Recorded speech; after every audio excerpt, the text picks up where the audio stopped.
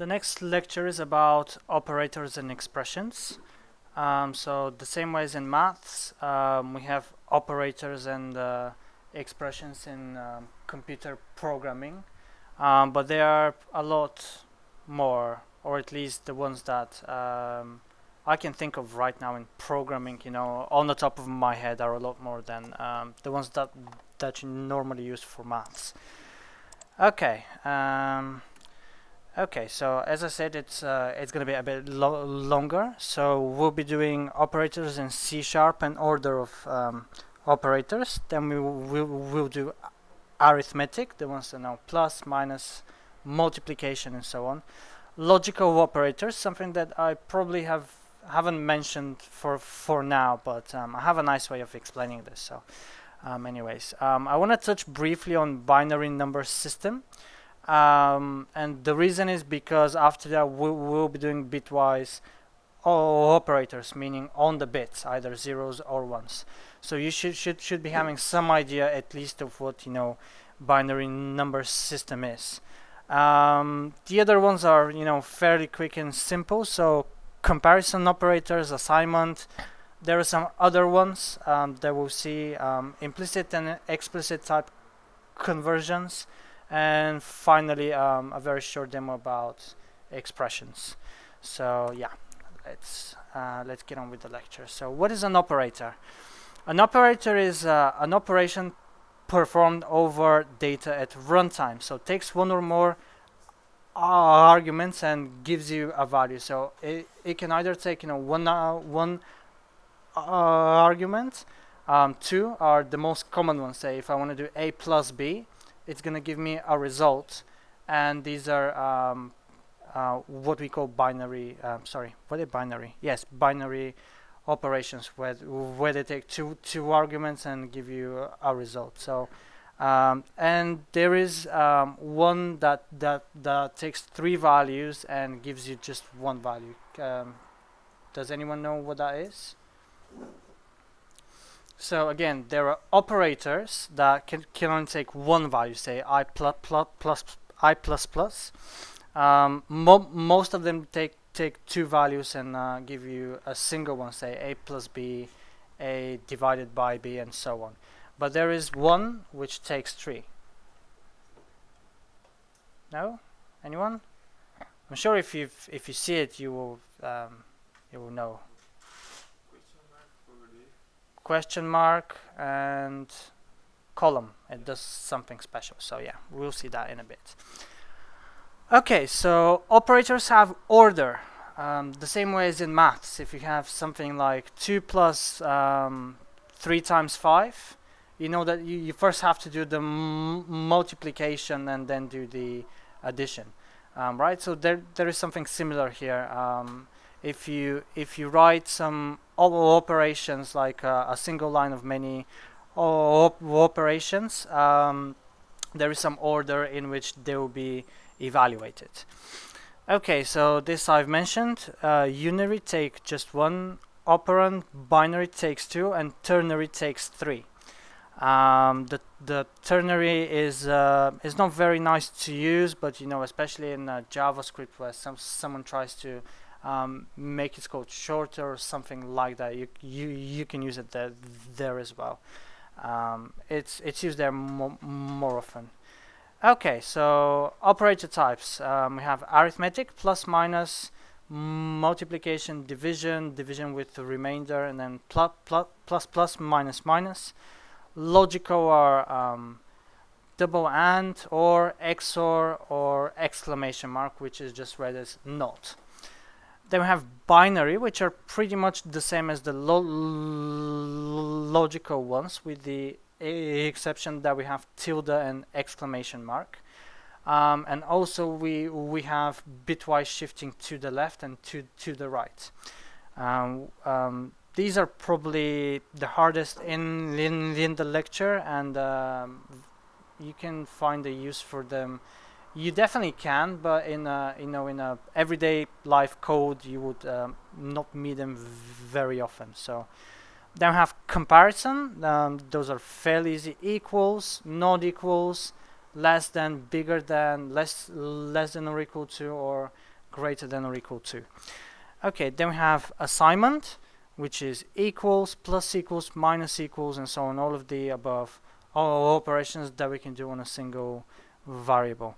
The plus sign can be used also as a string concatenation, meaning I can add two strings together, sort of. So it's not adding, it's just putting them one next to the other. As I said, this operation is a bit slow, so you should be using something else, but we'll see what that is in some of the next lectures. Then we have type conversion. Is as type of, we'll be looking at those very briefly. Then we have the dot, which is used to access members of an object.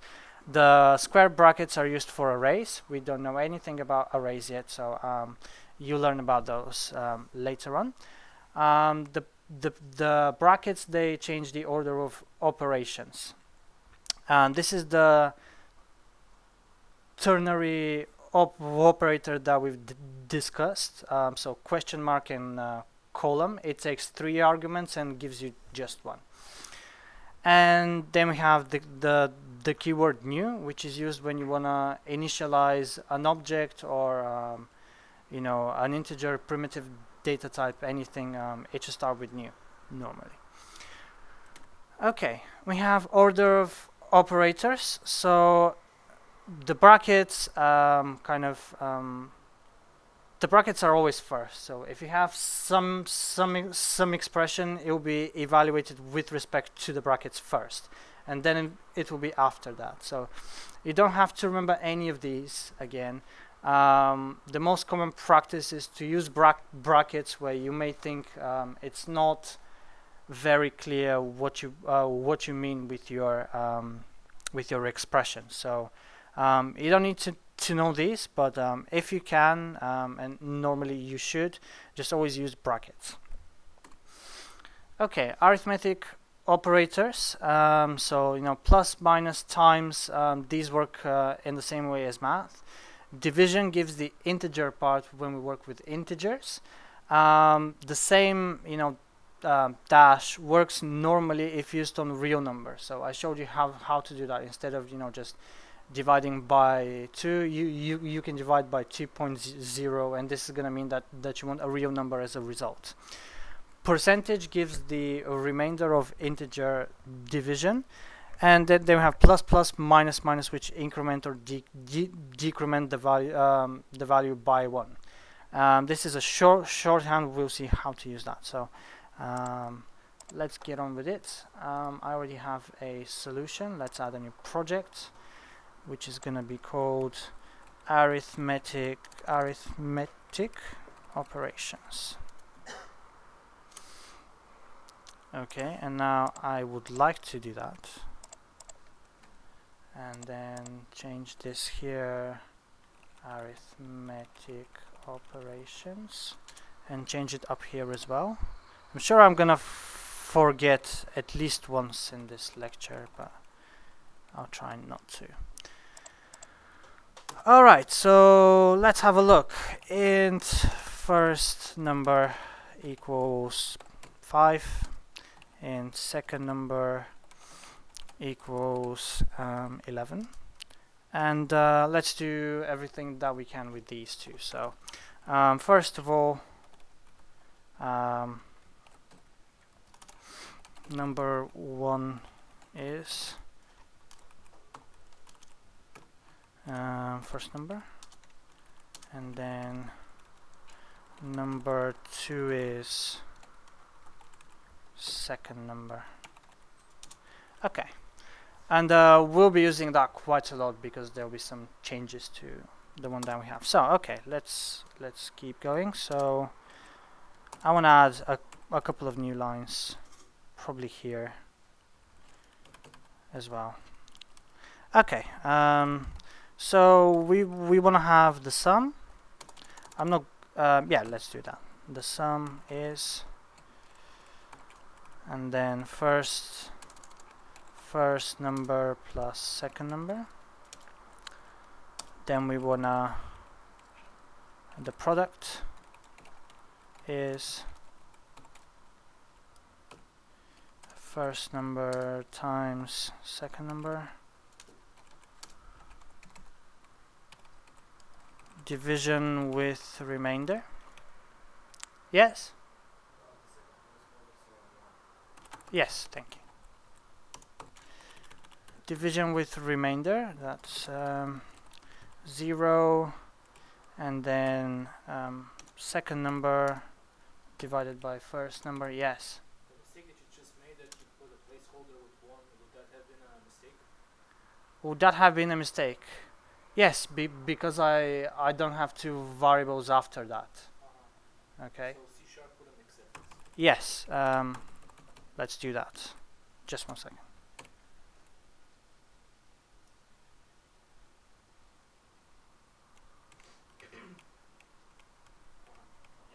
Yeah, but it was allowed to have, you know, just a 0 here and then first number and so on. So this is allowed. It's just not gonna print them. They are there, but it's not gonna be printed. Yes? But that's not a division with remainder. That's not division with remainder. Is it not? Okay, so well, I didn't mean, so with these 3 words, division with a remainder, I don't mean that we are gonna get the remainder as a result, but more like integer division, which can be said this way as well. Yeah, so you can say it this way as well. But yeah, anyways, let's make it a bit more clear then. And then second number percentage first number. Okay, is that better? Okay. Right. Okay, so these are the basic ones. Let's see what happens. So we have the numbers 5 and 11. And okay, 5 and 11, the sum is 16, the product is 55, division is 2, and remainder 1. Okay, so everything is fine for now.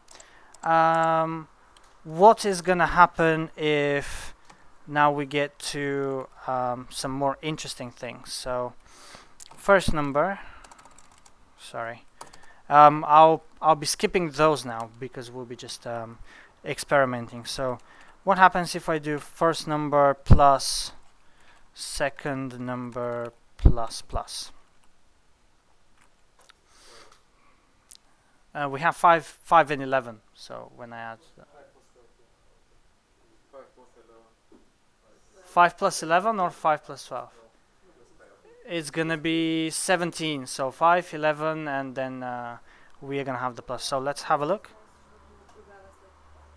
Someone says it has to be 16 because it adds it after that. Yes, but we do have brackets now, don't we? Okay, we'll see. 16. Okay, good. Very good. What happened to our number? So let me just copy that. Okay, now the second number has been added a 1 there. Okay, it's not 11, it's 12 now. All right. Okay, so what is gonna happen if I do first number plus second number plus plus? It's gonna be the same. Okay, so now we have 12, and the sum is 17, so it's the normal one. But if I print it again, we will see that it has incremented by 1 here, so 13. Okay, right. So yeah, these two are the same. Let's do something more interesting. So plus plus, delete here, and okay. Did I print the result somewhere? Yes, here. Okay. So the answer was 18. So we have the numbers 5 and 12, and now the plus plus has been done before the operation. Yes. Because I asked it this I asked for it this way so that we can differentiate the different examples. It's the slash ends here. Okay. So we saw that, but what's gonna happen now if I have this? So we have the numbers 5 and 12, and my question is, what are we gonna get? Are we gonna get 17 or 18? 17. Okay, how many of you vote for 17? 3, 4, 5, 6, 6.5 back there. Yeah, okay. 6.5. Okay, how many vote for 18? The same person voted twice, so yeah. Can you vote for an error? Yes, sure. Okay, you're wrong, sorry. You both are wrong. Okay, let's have a look. 17 or 18? Can you imagine if that was an error? It would have been so funny. Okay, we get 17, so everyone who said it in the first place were correct. Okay, and then what happened is actually that the first number got incremented, and we did not care about the second one. But to be honest, if I look at 3 pluses, I really have no idea what to think. So just don't do that. Just use brackets everywhere where you can, even if it's obvious. So to some programmers, it may not be obvious. Something like this, 2 times 3 or something like that. I don't know. Just always when you can, you just always put brackets around, because someone can get confused, and you want to make it, as it's called, idiot proof, so that everyone who looks at your code, it will be it'll be fine with it. Okay, that was interesting. So let's do something else. I want to print a couple of new lines here, just so that we separate it as well. Okay, what do we want to do? Okay, how about division by 0 and similar?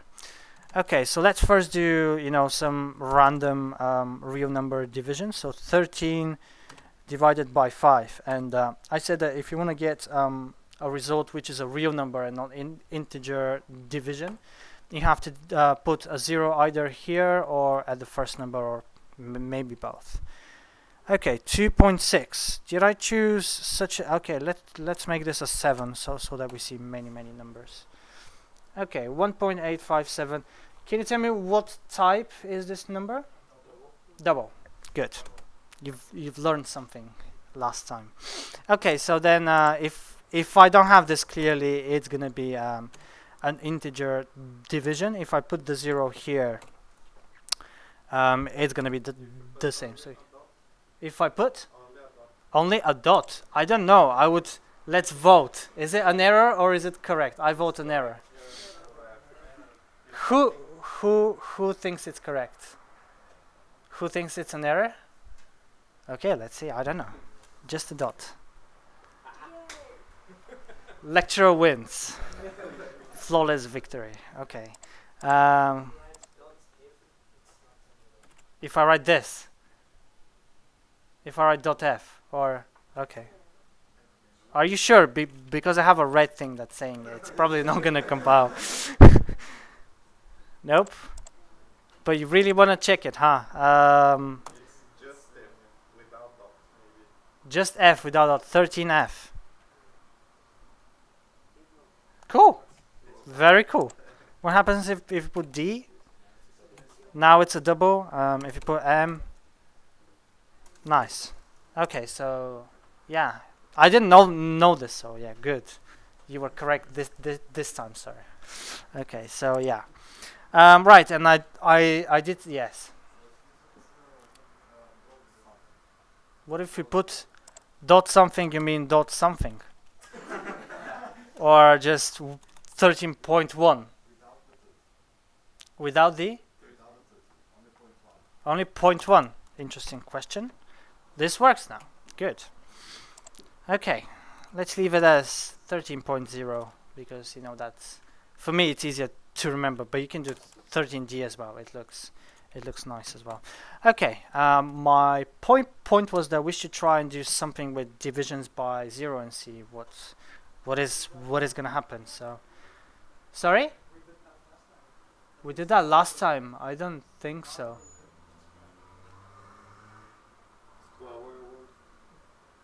Okay, we'll see now, okay? Maybe I'm repeating myself, maybe I'm not. We'll see. Okay, so what happens if I divide 0 divide by 5? Okay, this is 0. This one was easy. Okay. What happens if I do I don't know, 5 divided by 0? Sorry? Black hole. Okay, it's not gonna let me compile. Okay, what happens if I do 5.0 divided by 0? No. We broke it. Okay, so normally it should print inf, which is infinity, but I have to change, some regional settings and so on. Imagine that this, question mark just for the purposes of this lecture is, question mark is inf. I'm getting better at this. It was really hard to write last time. Become draft. Paint after becomes maybe. Pain. Okay, maybe I can. Okay. Right. So the same way, if I put minus 5.0 divided by 0, it's gonna give me minus inf, clearly. And sorry. That's useful to know. That's yeah. Well, yeah. It differentiates. It doesn't give you an error or we broke maths or anything like that. It just gives you inf or minus if, which is not correct, to be honest. But yeah, it's a long conversation. Okay, so okay, what happens if I divide 0 by 0? 0. Plus 0. Okay, so it's red. It's not gonna work. If I put the 0 here, what happened? Bulgarian. Come on. Okay, 0.0. Still red. It's not red anymore, so yeah. Plus infinity. 0 plus infinity. Black hole. Okay, who says question mark? Wow. Who? Well, it's not gonna be an error, like clearly, or Who says black hole? who says black hole? Well, you're wrong. Okay. Any other guesses? Plus question mark. Plus, well, it didn't give us plus last time, so I doubt it's gonna just magically add the plus there. So, any others? How about 0? How about 0? Well, no, it's not 0. Let's have a look. It says not a number. Who could have guessed that? No one. Okay, yeah, it's not a number. So it's sometimes useful to know that C# differentiates between infinity and when it really cannot do the operation. So 0 divided by 0, when you talk about from a maths point of view, it's undefined. So this is what this tells you here, undefined.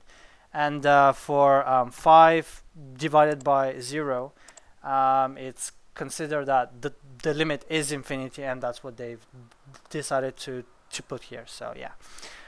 This was pretty much everything I can think of for arithmetic operations. Yes, question. What should we do if we want to divide two variables, but we want to do normal division, not integer division? If you want to do normal division and not integer division. Between two variables, yes, Two integer variables. Well, no. Make them double. you can cast them both to float. It's fine. And then Sorry, to double. Don't use float. Yeah. Okay, so yeah, just cast them to double, or maybe you can try cast the whole result to double, but I don't think that's gonna work. We can try. It's fine. So, you want integers, right? First number equals. I do have those, don't I? Oh yeah, I do. Okay, so. Let's do. So if I do 11 by 5. Sorry. First number divided by second number.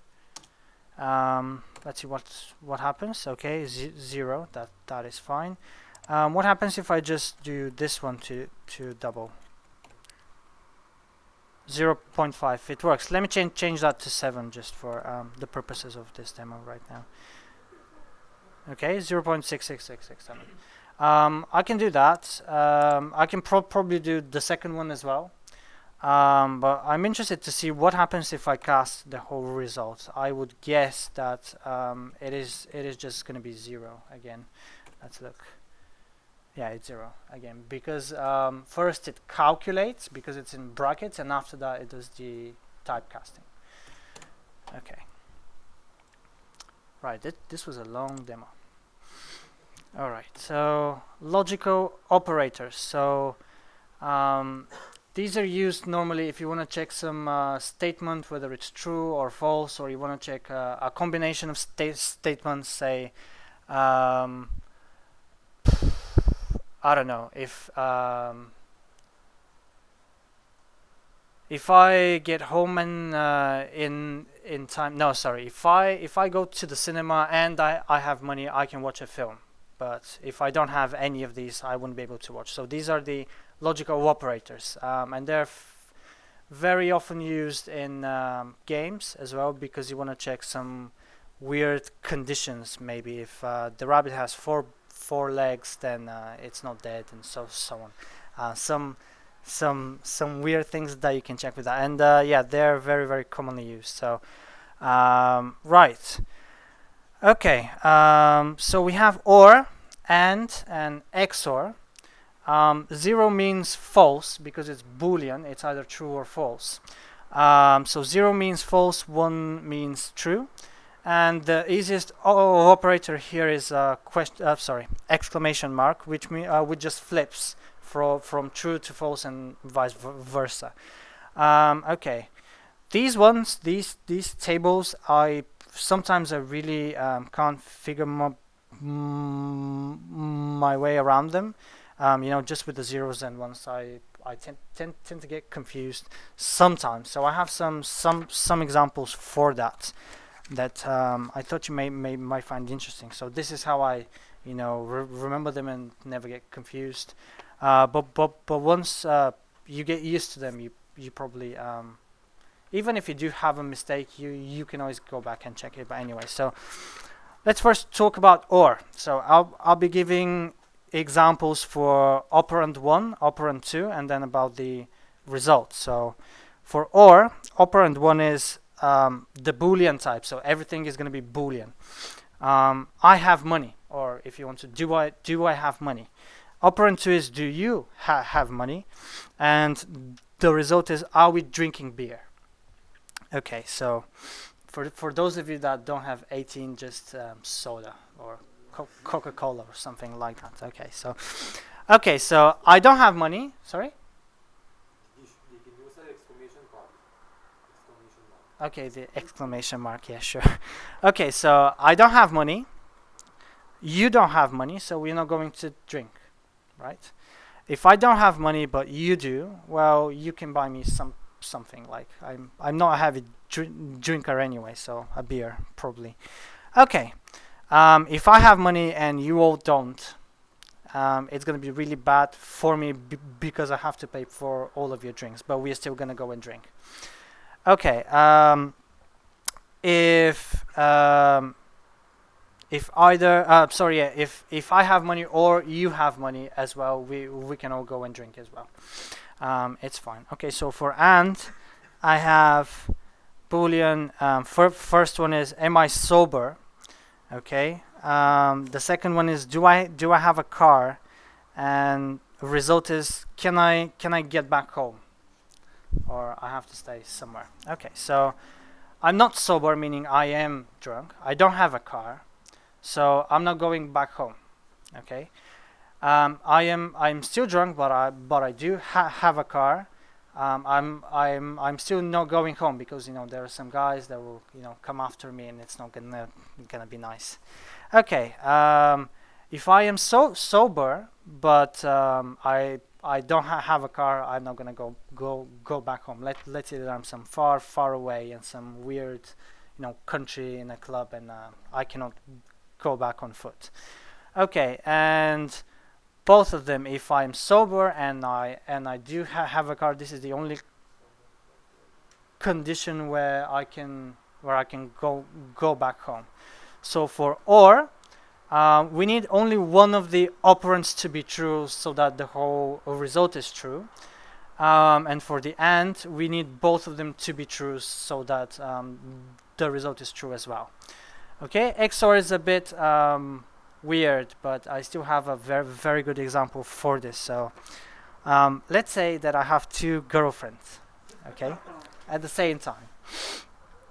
Okay, so operand 1 is my first girlfriend wants to go out. Second is my second girlfriend wants to go out, and the result is am I going out? Okay, at all. So let's have a look. So the first one doesn't want to go out, the second one doesn't want to go out, so I'm clearly not going out. If the first one wants, the second one doesn't want, I'm gonna go out. You know, it's fine. I'm just going out with one of them. And if the first one wants and the second one doesn't want, I'm still going out with her. But if both of them want to go out, then I'm probably not gonna go out with them because you know it's gonna be a bad scene for everyone. I may get beaten or something because they are two, you know. So yeah, the point is you're not. So this is exclusive OR, which is very similar to OR, with the one exception that when both of the operands are true, the result is not true. Okay, did you get that? Question.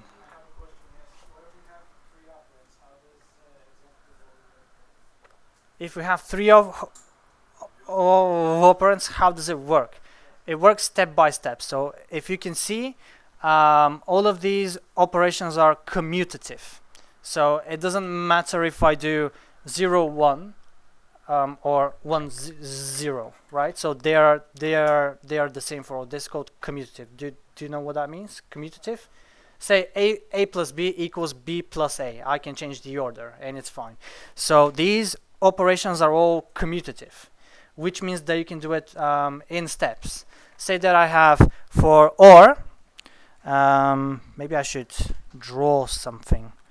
So for OR, let's say that I have 1, this is not going to work, so type 1 or 0 or 1.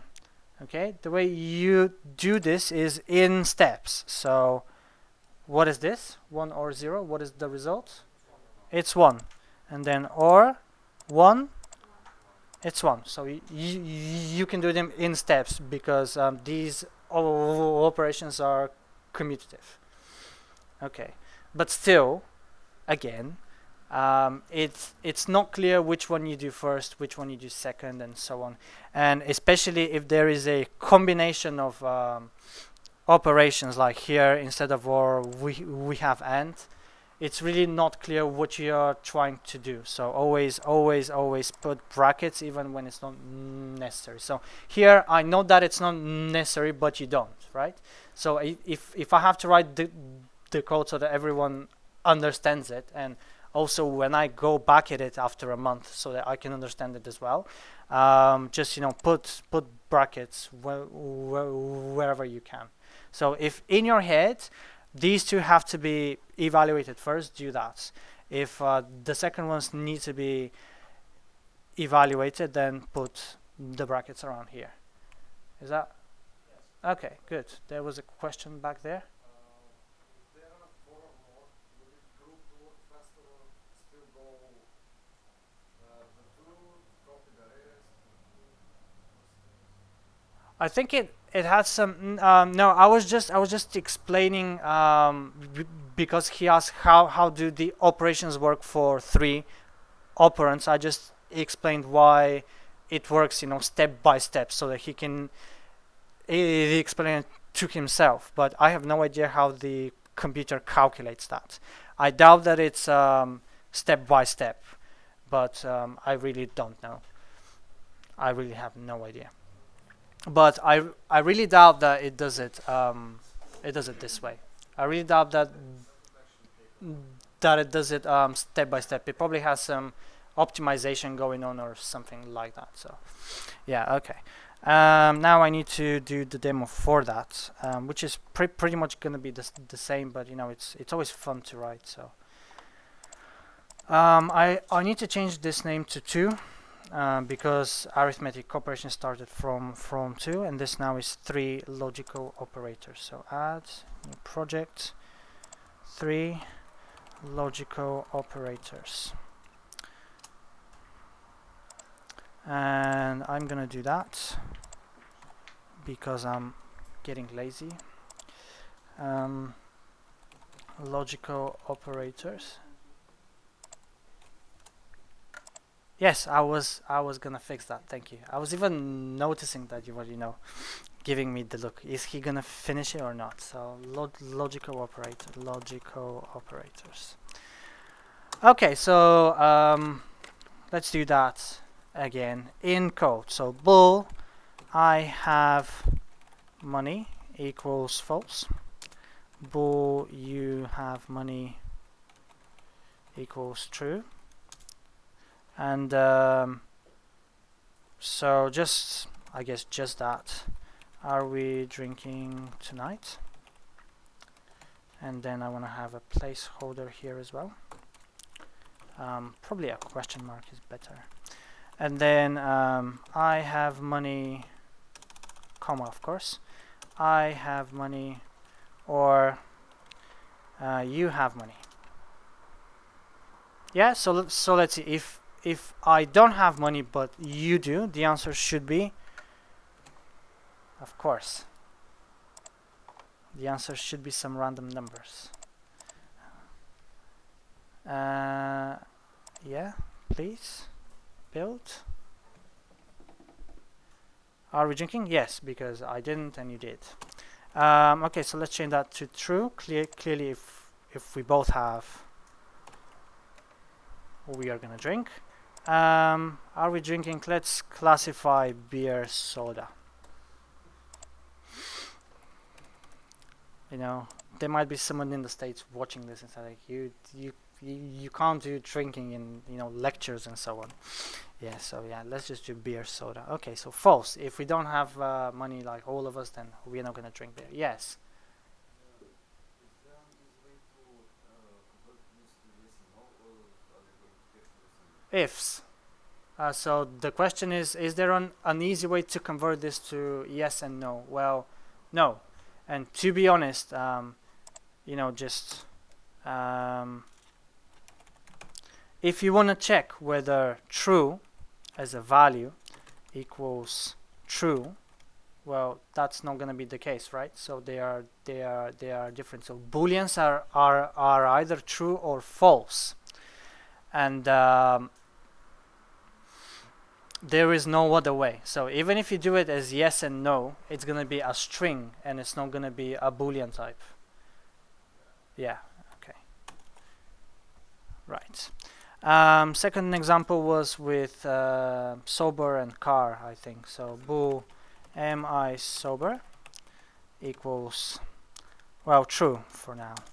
Bool do I have a car? That is now false.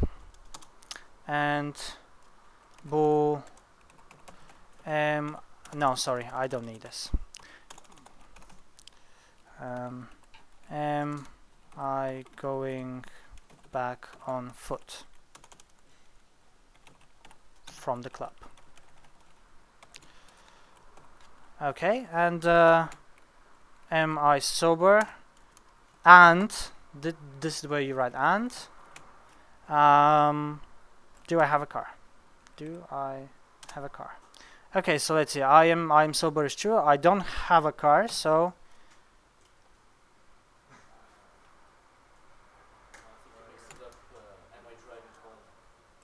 am I driving home? Yes, sorry. Yeah. Am I driving home from the club? Yes, true. So yeah, I'm not. I am going on foot. Okay, but if both are true, meaning I am sober and I do have a car, this is going to be true, and so on. Okay, the final example is bool first girlfriend out equals true. Bool second girlfriend out equals false.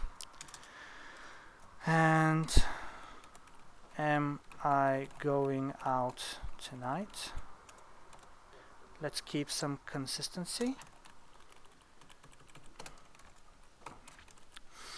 This is now first girlfriend XOR written this way, second girlfriend.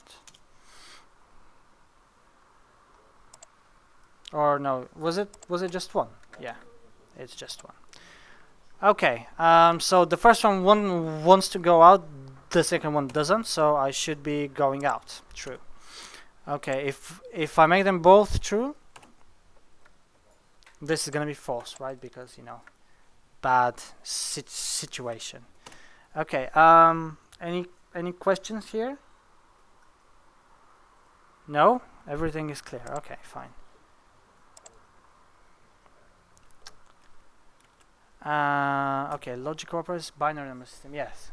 I think I just answered my question before I asked it, but I'm gonna ask it anyway. Is there a way to make it that if both are false, to have the answer be true? The question is there an operation so that if both are false, the answer will be true? I think if you use the exclamation point, we can make it. Oh yes, but that's not an operation. I mean that's cheating. Yeah.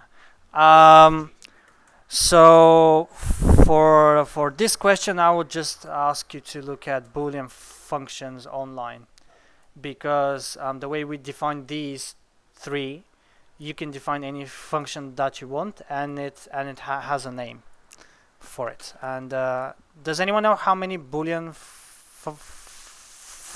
functions were there? Or I think 8, but 8 or 9. I think something like that. So yeah, you can define it, but I have no idea whether it's used in C#. Probably not. But even if it isn't, you can always write your own, you know, library of operators, Boolean operators. Okay, binary number system. So here, this will be a more mathematical demo. It's not going to have anything to do with programming. So we're normally using the decimal number system, which is base 10. For example, 657 you would write as 6 times 10 squared plus 5 times 10 to the first plus 7 times 10 to the 0th, which is 7 times 1. So this thing would be control 2. This will be just 600 plus 50 plus 7, and I'm sure you've seen this a lot. So okay, but there are other number systems, as we mentioned also the last lecture. So if you change the base not to be from 10, 10 here, 10 here, 10 here.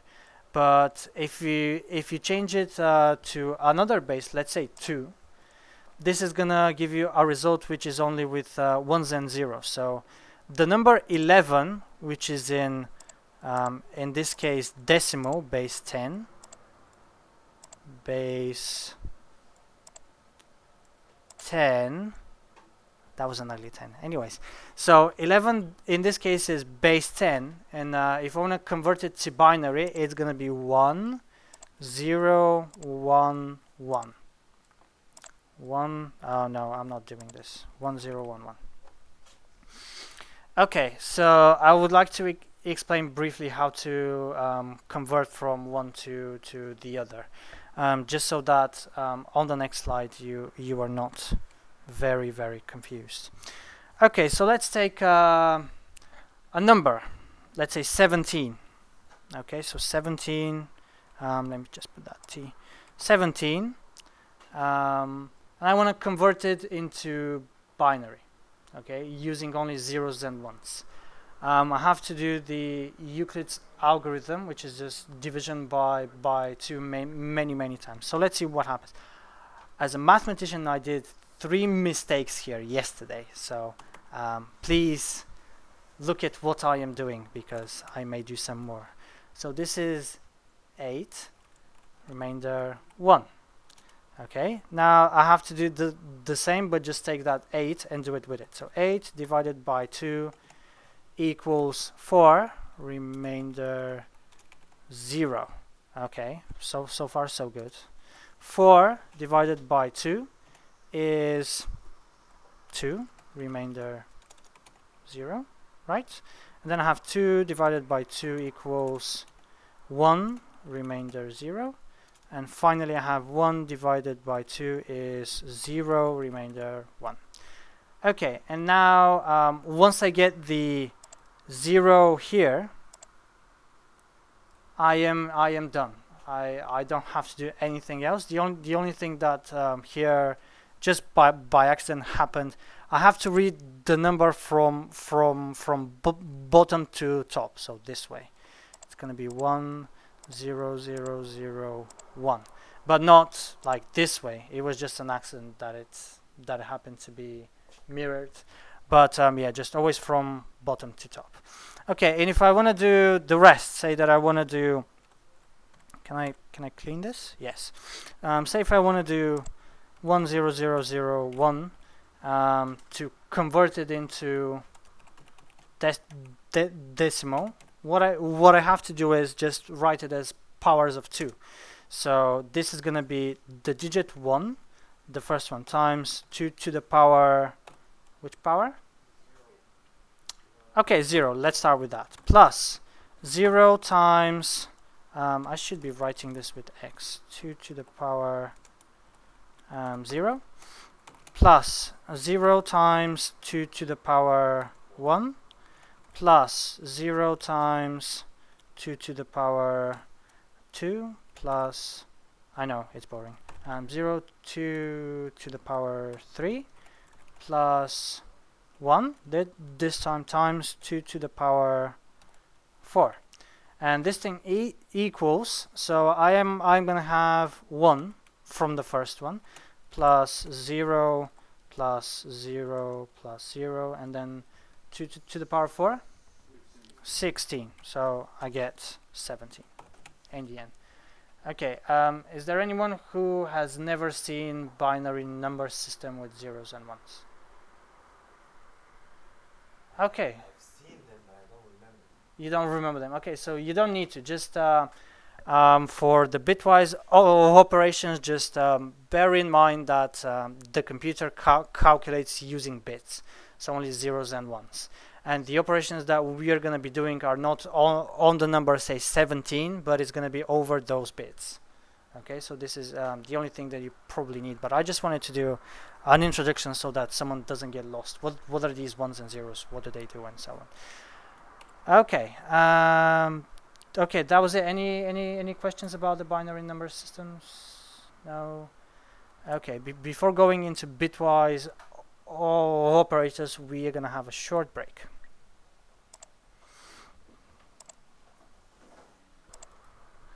Okay, so bitwise operators.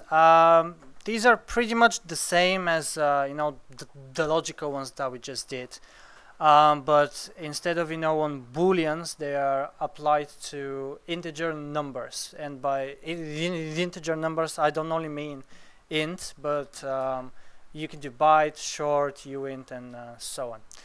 Okay, so OR and XOR. Written the same way, but we only just use one of the signs, so that the program, the compiler can differentiate between the two, except for XOR, which is the same.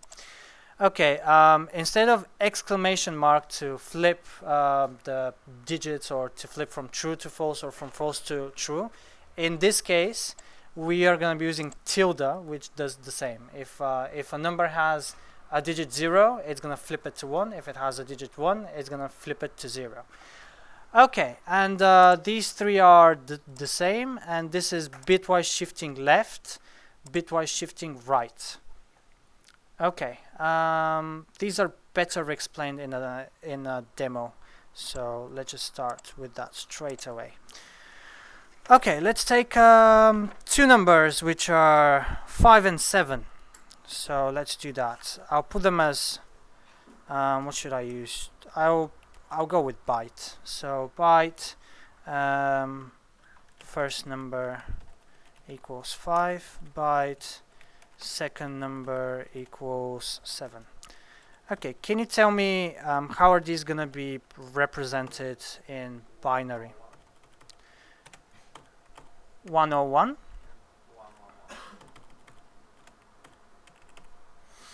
Okay, so let's try all of the operations that we know. So first of all, 5,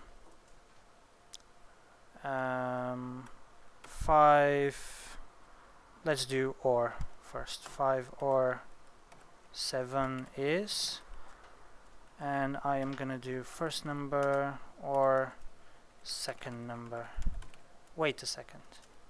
All right, so what do you think is gonna happen? So let's first look at what's gonna happen with the binary. So 0 or 0 gives me what? So I should be having here 0. Same for the others as well. Okay, 1 or 1? 1, 0 or 1? 1, and then the last one? 1. Okay, 0 if it was XOR. Okay, right, so we should be expecting something like this, or no? As an answer. Yes? No, we shouldn't because We don't have a placeholder. Thank you. Okay. Now that we have one, what should we be expecting?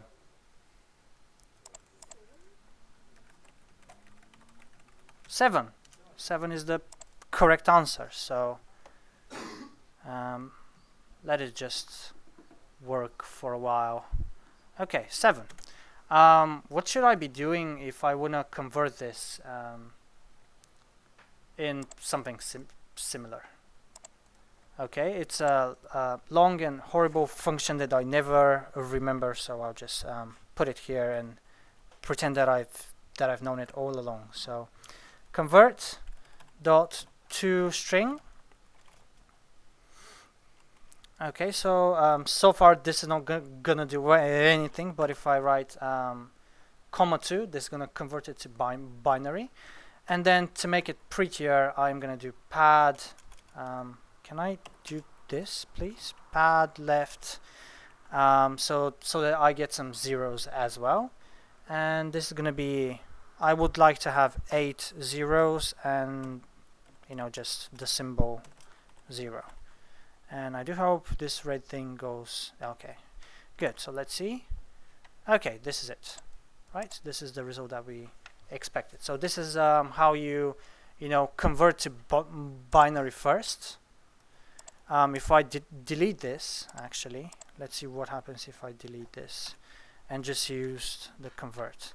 It's going to be 111, but I want to just make it prettier so that you can see the differences when we do other binary operations. Okay, so right, so we need to do some more. Let me just copy that, which you should never do, and just put end here and put an end here. Okay, so first let's discuss what's gonna happen. So 0 and 0, 0, these are all zeros. Okay, so 0, 0, 0, 0, this one is 0 as well. And then 1 and 1, 0 and 1, 0, 1. Okay, so this is what we should be expecting. Let me change it here.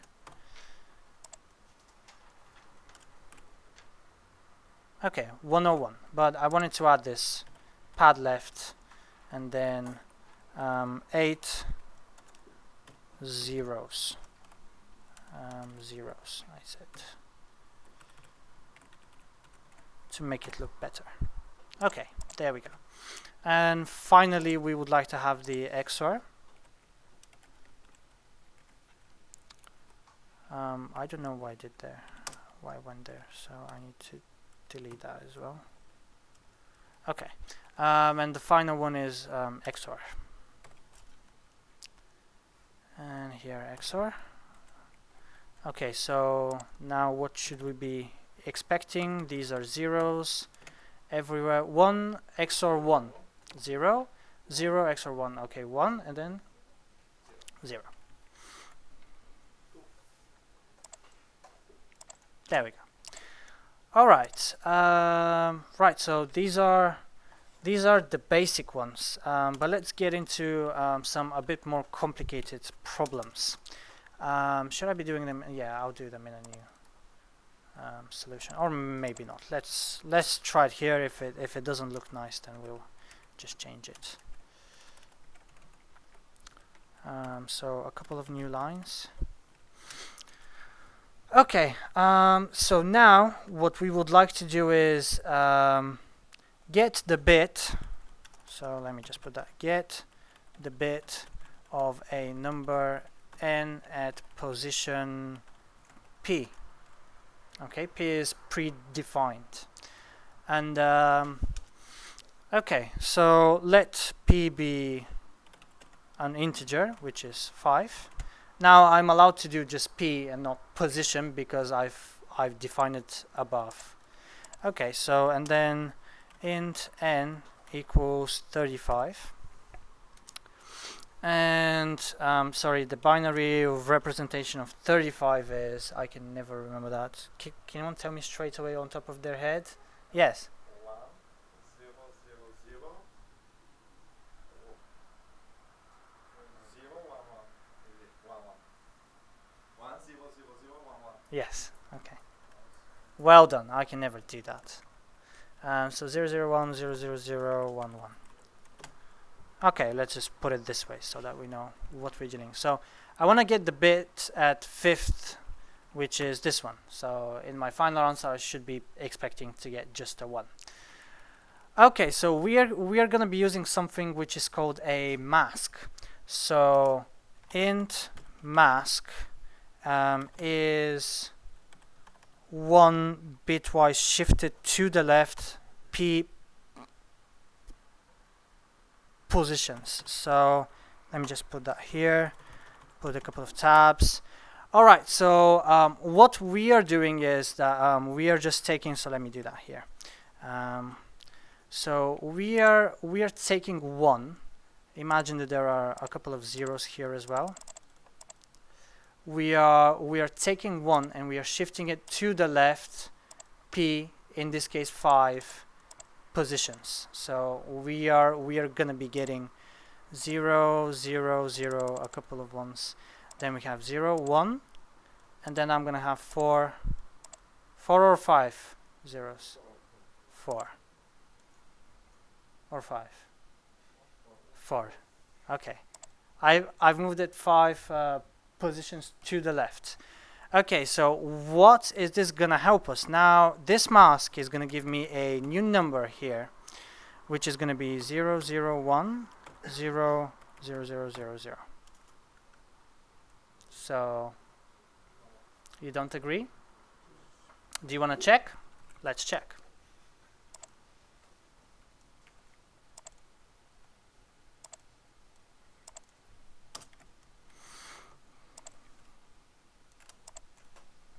And I just need to put here mask.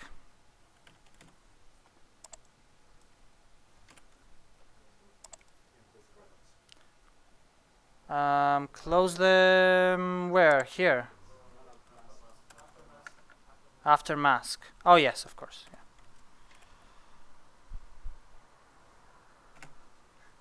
To string, yes, I forgot this as well. Okay. So, you're wrong after all. Sorry. Yeah. Is it this the thing? Yeah. So yeah. So it moves it with 5 and not to the 5th. Okay. So let's do that again. There. So we have, say 0, 0, 1. Let's just make it easier. If I do bitwise shift to the left with only 1 position, we should be getting 0, 1, 0. But this now is position 2, right? Or if you start from 0, it's gonna be 1. But yeah, this one looks. So if I shift 5 times, we should be expecting the one to be at position 6. So yeah, the next one. All right, okay, so now we can use this mask to extract the number here. So we need an operation between n and the mask, which is going to give us zeros everywhere except here. And what is this position? And, right? Because 0 and 0 is 0, 0 and 0 is 0, 1 and 1 is 1. These are clear. And 1 and 0 is 0. So I'll only be getting, I'll only be extracting the bit which is at this specific position. So let's do that. Mask equals mask and n. Okay, and this thing should be giving me as a result 0, 0, 1, 0, 0, 0, 0, 0. Okay, and now what do I have to do to move this one to the original position? Yeah? Move it right 5 times. So mask equals mask, and then move it to the right again, p. Okay, and this, what it's gonna do is 0, 0, 0, 0, 0, 0, 0, 1. Yeah, and now we can just write that. And let's see what happens. Sorry, I should be getting position, so bit at position p of n is. Now I don't need this pad left because we're only extracting just one bit, so I'll just remove that. Sorry? No, it's fine. Okay, 1. Okay, but I may be lying to you, and this whole thing does just just print 1, right? So let's change the position to 4, which is going to be this one, and let's check. It should be giving us 0, and it does. It's fine. Okay, how about if I do position 0? It should give us 1, and position 1, which is this one. 1 again. So this works, or at least it seems so. Position 2 is this one, and it's 0, so it works. Okay, after that, anyone have questions about this? Is it like too yes? Why don't just change the bits right to the first number and check with 1? Yes, you can do that as well, and that is quicker and easier. The reason I did it with the mask is because we'll be talking about we'll be using mask in the next example, and this is just easier to get your head around. So easier way.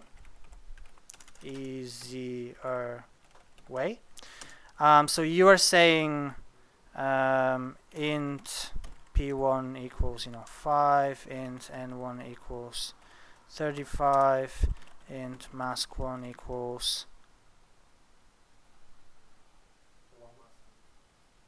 sorry, just 1. And what do we do then? How do we extract it? Yes.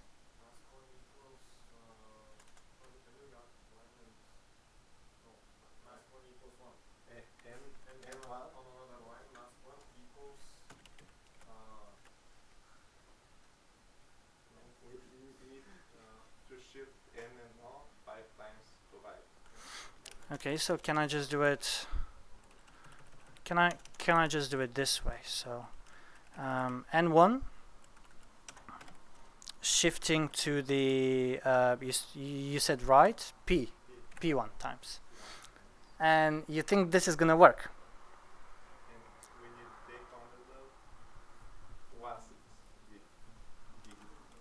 Digit. Okay, right. So how do I take only the last digit? And for those of you who are seeing this for the first time, just look at it at home. It's not gonna become clear straight away. How do I take just the last digit? No? Sorry? I heard it. %2. Yeah. Okay. So if you don't know what that does, don't worry. it's really not that important. Just have a look at the above one and see if you understand that. So Control K C, no, Control K C, yeah, it works. Okay, so now the second thing that we want to do is set the bit at position P to be 0. Okay, and we will be using the same numbers. Yeah, question. How did you make all those lines commented? Control K C. So to comment, select, and press Control plus K plus C. To uncomment, I think it's Control plus K plus U. So for comment and uncomment. So let's check that. If I do that and press Control K U, it works. Control K C, it works. Okay. Set the bit at position P to be 0. So we are going to be using the same number. So I'll just copy, which you shouldn't be doing. Let's change that to 5 still. So I should be doing this because these are the same. And just I'm going to do that and that. And okay, so we are still going to be using the mask in some way. So I want to extract, so I want to make this bit to be 0. Does anyone know how to do that? First of all, is there a function that we know that is going to change only this? To sum it with, if it is 1, to sum it with this number. But is it AND or is it XOR? XOR with only ones. XOR with only ones. Okay, so here we have to do a trick first. Sorry. So first, mask 1, we are gonna change it. So we haven't used this so far, but it's really easy. So what this line does is it's gonna change all zeros to ones and vice versa. So 1 1 1 1. Okay, now if I delete this just for a second.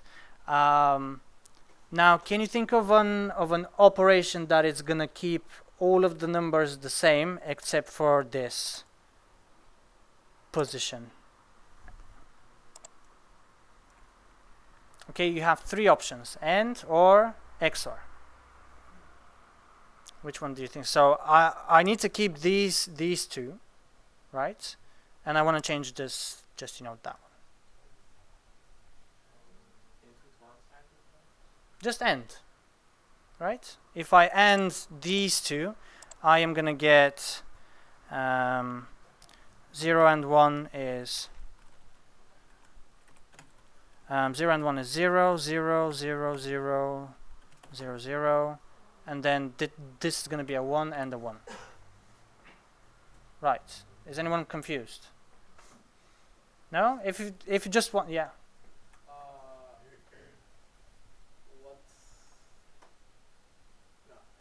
You got it. Okay. Anyone else who wants to ask what? And then get it? Nope. Okay. Right. So you really don't need to remember any of this. If you need it, you can think about it, write it on a piece of paper or anything. So yeah, just don't worry. So what we need to do is result equals mask 1, and then I want to end it with n. And this is going to change my bit to 0 at the result. So what this is going to do is 0 0 0 0 0 0 1 1, which should be giving me what number? 3. So how did he do that? So I have 1 at position 0, so this is going to be 1 plus, and then I have 1 at position 2, so this is going to be 1 times 2, so 1 plus 2 equals 3. Okay, and then to just check this, I just print that. So the last line should be A3. There we go. Okay, what happens if I want to change not the 5th, but this one? what result should I be getting if I want to change just the first bit? No, I keep everything else the same. 34. Okay, so let's just put that 0 here just to check if it works. And it doesn't. Why? Yes. And N1 here. Yes, thank you. Now it's correct. Thanks. Okay, the main point of this, you don't have to remember this again. Maybe if you're at a competition and you are given this specific question, then maybe it will be useful for you to know it. But what I want to say is that binary operations are extremely fast. Okay, one thing that I didn't show that I wanted to show. So int number equals 5. Let's make it 24. Okay, there is a quick way using binary operations or bitwise operations to multiply and divide by 2. So I want to print number, and then I want to shift it once to the left with 1. What is the result gonna be? 48. True. Did you see it? I'm sorry. There. This thing. Okay, and if I shift it right, 2 units, what's that going to be? 6. So shifting to the left is multiplication by 2 to some power, and shifting to the right is division by 2 to some power. Okay, right, so that's everything I wanted to show you before going into the main point. The main point is that bitwise operators are extremely fast. Okay, and I have a link for you, this one. There are so many things. Right, so this website, it's on the presentation, it's down here, cool link here. And here you have a list of some binary operations that you can use, which are probably going to speed up your program. So approximately 3 times faster is when you do just the thing that I said. So if I want to multiply something by 2, shifting to the left is actually three times faster than just writing this line of code. And if I want to multiply by any power of 2, say 2 to the 6, which is 64, I can shift left 6 positions as well. Same thing goes with division, 350 times faster. Interestingly enough, you can convert a floating or a double, in this case double, number into an int using this line. It doesn't work faster, but it's just interesting to know. So if I shift right with 0, it's gonna turn this 1.232. It's gonna turn just into 1. And so on. There are some cool tricks here, and if sometimes you want to optimize your game or something like that, maybe bitwise operations are the way to go. Did I mention in your group about the Quake 3 engine of optimization? No, you don't know. Okay, so. Did you know that Quake 3 was delayed for about a year? So they announced it. I think they put it out. I know it's a while ago, but they put it out and it didn't work well, and so they had to optimize it and so on. So there is this line of code which is quite amazing. So Quake 3 engine magic line of code. I think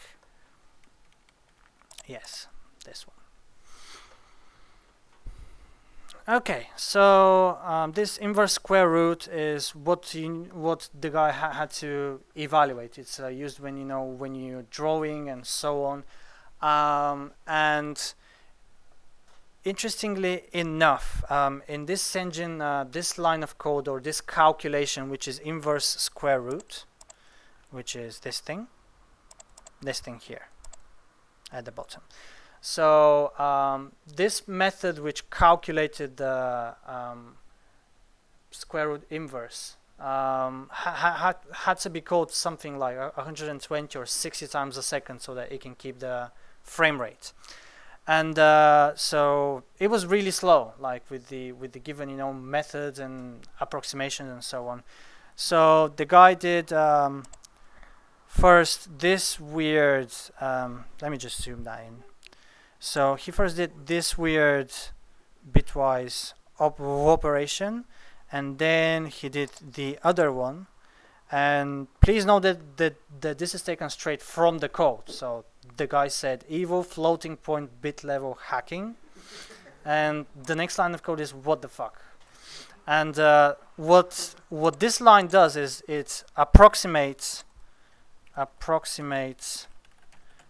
inverse square root very well. Okay, and how can you come up with this? Like you normally don't. So most people think that he guessed it somehow or something like that. But with this, it was optimized. So I don't know if you know how approximations work, but normally approximations take a couple of steps until we get your desired level of accuracy. And here, the first iteration is done.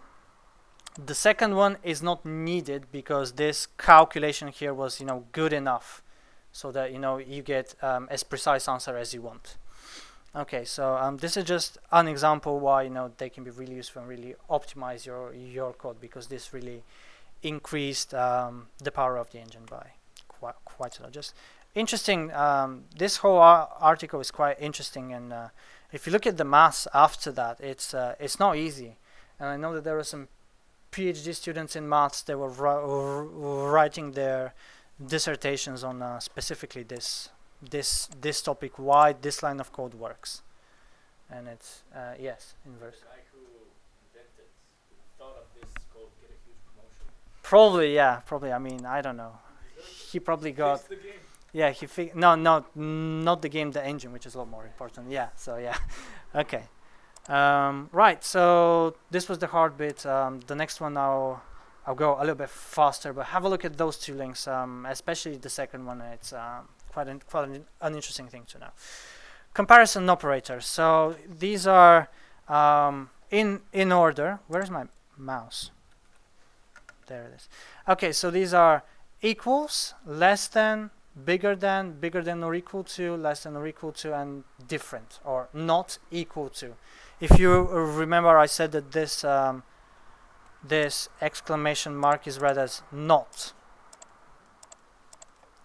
Okay, so let's do a very quick demo of that. It's nothing special really, but let's just have a look at that. So add new project. That was number 6, I think. Comparison operators. Okay, and then we have comparison operators. Yes, I've already started, so shift tab. Okay, so let's of course take two numbers. And first number equals 7, and second number equals 5. Okay, and let's use some comparisons. So what is gonna happen if I write 7 equals 5? It should print after it thinks false. Okay, so 5 is not equal to 7. 7 different from 5. This is going to be true. What else? 7 bigger than 5.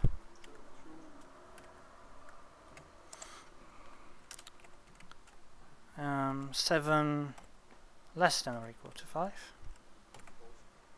False. And I'm probably missing something or not. I think those are all of them. You can of course combine bigger than or equal to or just less than, but I think those are all of them, weren't they? Yeah. Okay. That's it for a demo. It's a lot quicker, this one. It just gives you a result which is a boolean, so either true or false. Okay, assignment operator, and I have a mistake here. Let's fix that. So this is now 7, and we'll change this one to 8, and if there is more, we'll change them later, not to spoil the presentation. So we have assignment operators, which I'll be doing in the same place. So now I can do, if I want to change the value of any of the numbers, I can do first number plus equals 5, which is just shorthand for first number equals first number plus 5. So I'm just increasing the value by 5. So console right line first number, it should be 12. Let's write a couple of new lines. I wanted to do it very quickly, but yeah. Okay, so right, I can do this also with first number times equals, say, 2, just multiplied by 2. First number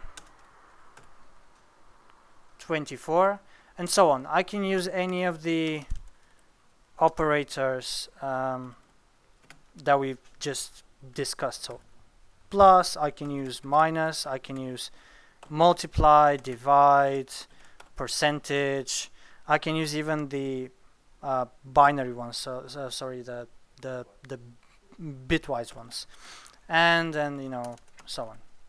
Most of the things that you can do with this line of code, you can do it this way as well. Okay, that was pretty much it as well. I still prefer, and I normally write, unless it's something like I plus plus, which, you know, just increments by 1.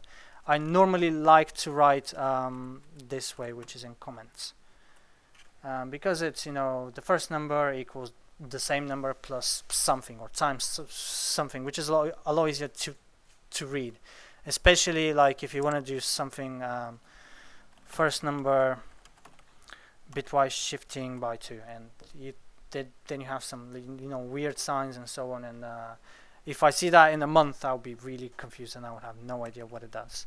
So yeah, I always prefer this way of writing. Okay, what's next? Okay, others. I said plus can be used to concatenate strings or just join them together. The dot is used to access object members. We've seen that quite a lot with the console, so I'll show that in a second. The square brackets are used to access indexers, or, you know, just a member of an array. The brackets we discussed were to change the normal order of operations. Then type is used for typecasting. We did that as well. Question mark column is the only ternary operator. It's a replacement for if statement. We'll see an example of that briefly. New is used to create objects. So int number equals new int, and then bracket. So this is the keyword int. Type of just shows you what type is stored in the system.type. So if I do type of int, it's gonna give me something which you will see in a second. And is checks compatibility between objects, which we're not gonna do now because, you know, we don't know what an object is. So I'll be doing a short example of this. I'll show you this. This one we've seen, so no. This one we've seen as well. This one I'll show, and this one I'll show right now. So let's do that.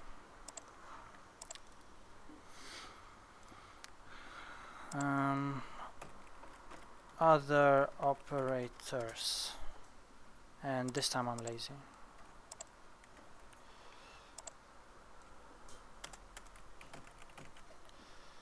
Other. And I need to change it here. Okay, so let's go with them one by one. So string word1 equals Zariba, string word2 equals academy, string result equals word1 plus word2. So this now works in a different way. It's not like with the integers. So result, it's gonna join them clearly. Okay, then I want to show you the dot, console dot, and here I can access any member of the object. If it's a method or a property or something like that, I can access it with the dot. Okay, and it doesn't have to be just one level. So if I do dot, I don't know, the background color should work. Dot, I can nest it. So you know, different properties or different members of the console can have also like members under them. So here we have compared to, equals, and so on. Okay, this one cannot be in the demo to show, but you know it's fairly clear both of them so far. Okay, we use this. So this one, yeah. I have a question about concatenation. Yes. Can you concatenate two integers? Two integers. If you cast them to string, yes. Right. So if I want to do, you know, even if it's a 5 here, it would still work. But if you want to concatenate 2 and 2, say, like 2 plus 2 is not going to work. You have to do it with these. And this way you should be getting 22.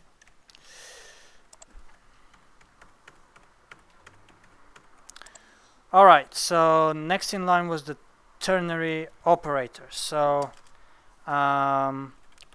string, let me just come up with it. I need one second.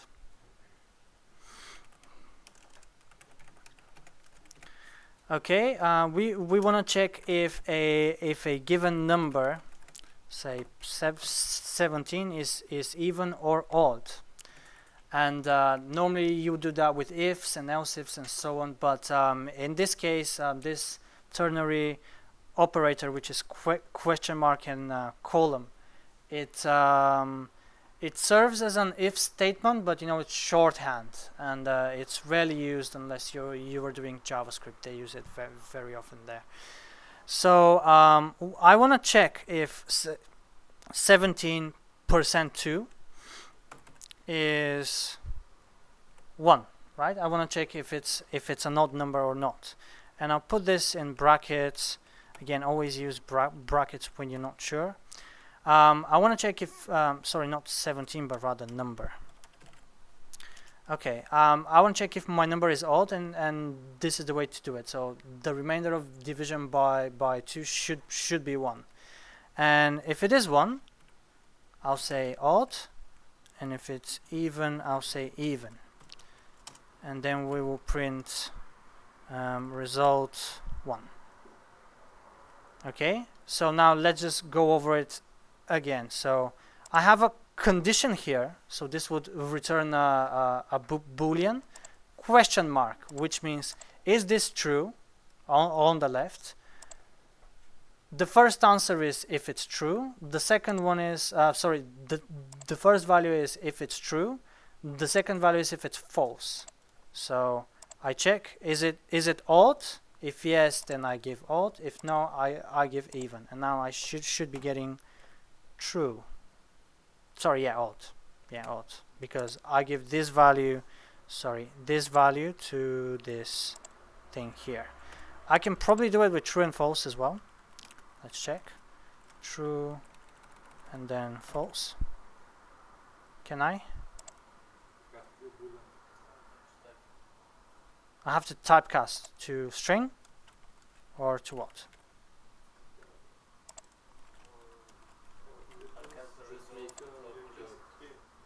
Oh yeah, of course, yeah. Sorry, yeah. So here I need to change it to a boolean, and now it should work. Yeah. This is kind of like an if statement. Yeah, this is like a shorthand for if statement, but I don't like using it because every time when I see it in a code, because there are signs used and not words, I find it hard to read. Yes. Yes.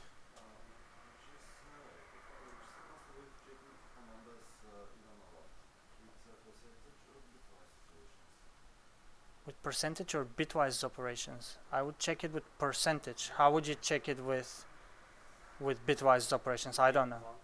Sorry? And one.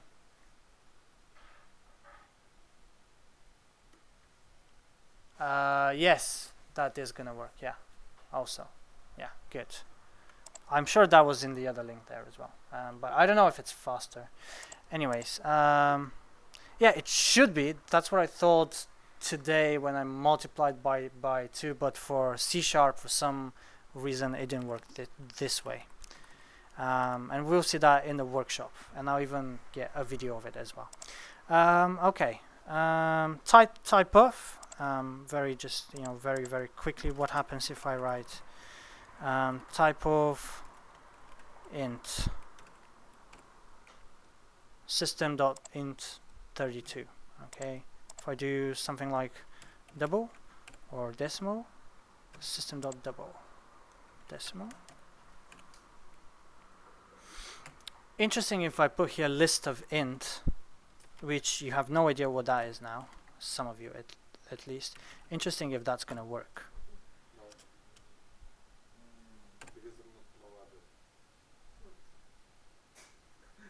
Magic. I added it with control dot, so let me just delete that. So you didn't see it because I was really fast, but I pressed control dot and then I pressed enter. So yeah, I was faster than you. Okay, so right, that's pretty much it. Yeah. Are we going to use size of? I don't know what that does. Size of gives you the size of the type. Yeah. I don't think we are gonna use type of. I just showed it, just like that. So console size of, and then int should give you 32, right? 4 bytes. Okay, 4 bytes. Right. Okay. I didn't know that. So yeah, and we're not gonna use it definitely, and we're not gonna use the one above as well. Right. Now this should be 9. Okay, I think this is the last demo, or not. It's not. Yeah. Okay. So just a little bit more. Bear with me. Okay. So type conversions. I'll just do them here. Type conversions. Right. So there are implicit and explicit. So we use explicit type when we convert manually, and when there is loss of data. So I'll show you that in a second. We use implicit when there is no loss of data or precision. So this is better explained with an example. So explicit. Let me just check which one was which. Okay, explicit. I go with float some number equals, or should I do double? No, I should do double first here. So double some number equals 5.05, and then I want to do float another number equals some number. Can I do that? I have to do typecasting. Okay, so this typecasting here is what we call explicit. I explicitly say that I want to have this number as a float, which means that I'll be using some of the digits at the end. So this what we call explicit, and implicit is pretty much the other way around. So yeah, from a smaller to bigger one. So float, or let's just say int even another number equals say 32, and long even another number equals and I want to say here even another number, which is the first even another number. Okay, and now this is fine. So this is implicit conversion where I don't have to necessarily specify that I want to convert into long here. I can do that as well. It's fine, but it's not needed here because I want to push a smaller type into a bigger type, and you know that's not a problem. Okay, that was it for this one. Expressions. I'm really bad with the numbers, so let's just change that as well. Expressions. Okay, expressions are simply when you have more than one operation. I'm sure some of you can solve this integral. Certainly. Okay. So expressions are when we have, you know, multiple operations done on variables and so on. So I'll be doing a very quick and hopefully easy example here, not to delay you much more. So this is going to be expressions. This is going to be 10 expressions, or let's just put it 9 because it's going to go first otherwise. Expressions up,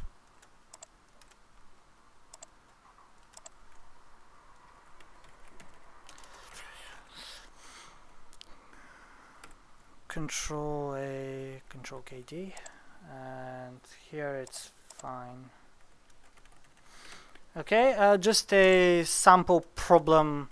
Find the area of a triangle by given 3 sides. Okay, so let's use something from the previous lecture from today. So int side A equals int.parse console.readline. I tried a shortcut for this, but I couldn't find one. So this one doesn't work. CL doesn't work. So yeah, sorry. You have to write it by hand. This one. Sorry? CRL. No, it was gonna show it. So yeah, when I tried CR, it was gonna show if there is anything. So console readline, and yeah, int side B equals int.parse, and then console.readline, int side C equals int.parse console.readline.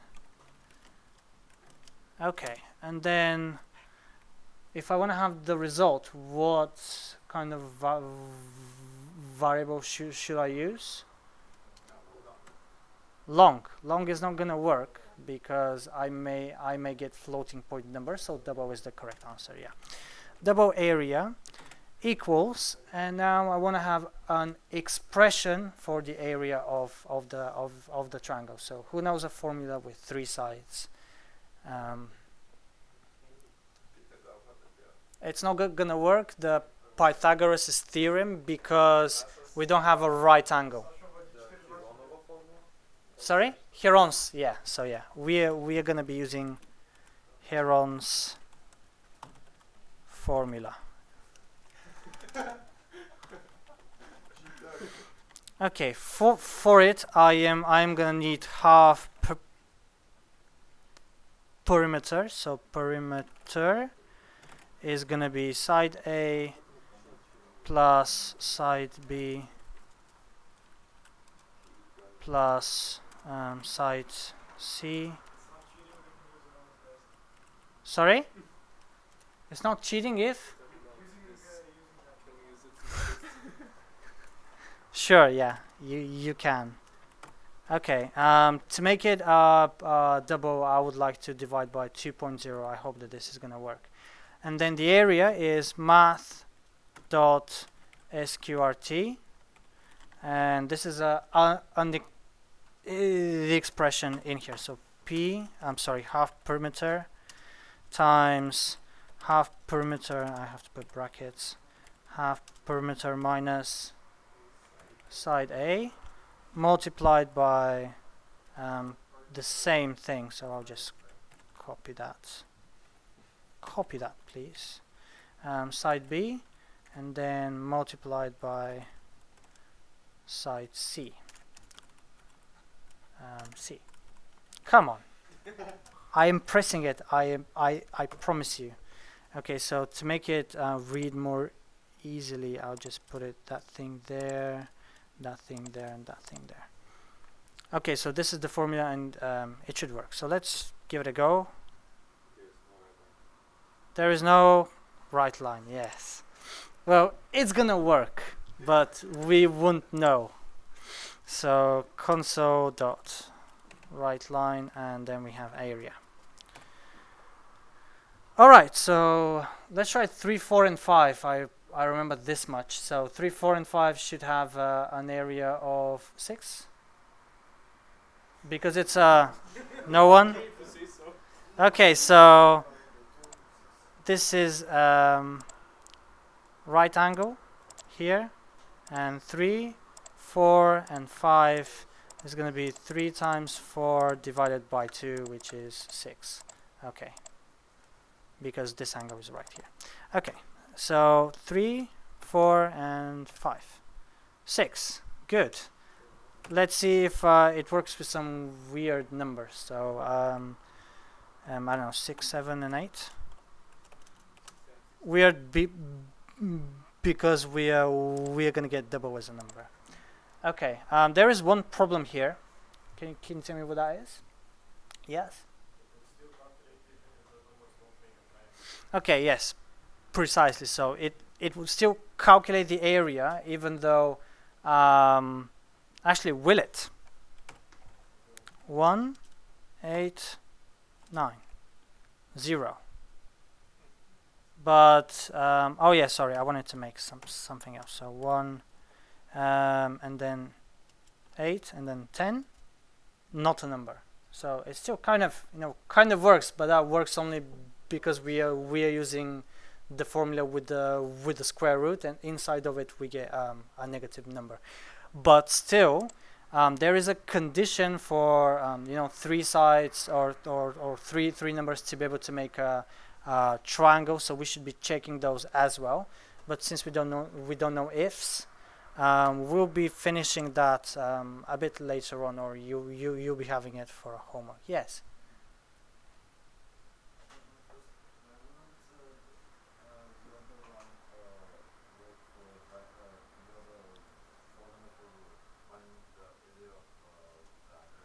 Why wouldn't another formula work for finding the area? Okay, which one?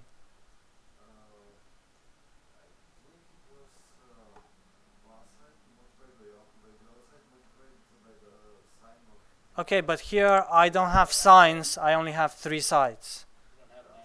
I don't have an angle, I don't have anything, I am only giving you 3 sides.